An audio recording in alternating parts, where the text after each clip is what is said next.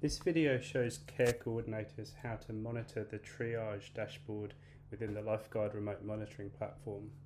First of all, I'm going to log in to the Lifeguard web dashboard.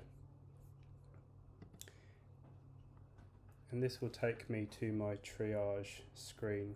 And I can see here that James Earl has reported some symptoms that are outside of the acceptable clinical thresholds.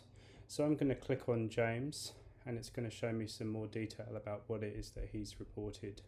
Now I can scroll to the right and see further graphs, and I can see that James has reported a severity of heart palpitations that is severe, a shortness of breath that interferes with his life quite a bit, and a severity of shortness of breath that is severe.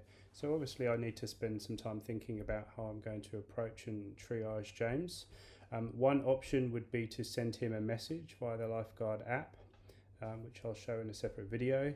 I could also set up a video conference with James, which may be MBS billable, and I'll show that also in a separate video. And then James may have called in, having had the clinical alert notification triggered. He may have actually called my phone, and I may be reviewing this information as I talk to him.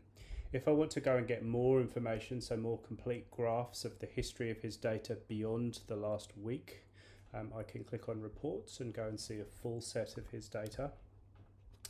And best practice would be to talk to James to determine what we're going to do next. To note by clicking on the checkboxes to be reviewed that I have reviewed his graphs, and then create a new note making a record of what it is that I have decided to do. So I'm going to select this alert group.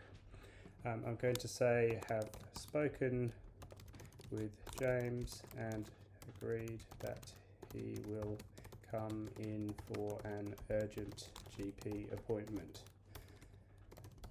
So that's best practice to note what it is that we've done. I'm going to hit save, and then clear all alerts will actually clear him from being on the dashboard. If I want to go back and see a full textual log of everything that I've done, I can click on Triage log, and it will show me here a history of everything that has happened in terms of triage. So I can see James Earl, I can see exactly what time he triggered an alert, I can see when it was reviewed by a staff member and which staff member reviewed and how long it took for us to review his data.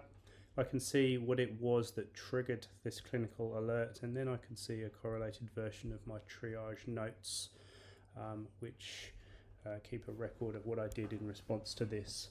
I could then copy and paste this back into a practice management system, medical director or best practice, or a hospital system electronic medical record, or I could print it out or take a PDF copy across into a system like that as well.